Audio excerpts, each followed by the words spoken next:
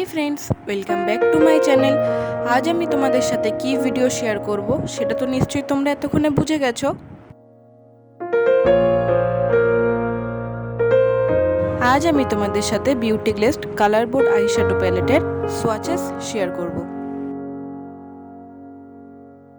खूब भालो एकटा आईश्याडो पैलेट एटा, तोमरा एटा फ्लिपकार्ट बा अ্যামাজনে खूब सहजेई पेये जाबे। तो चलो और बेशी कथा ना बोले एबार भिडियोटाके स्टार्ट करा जाक।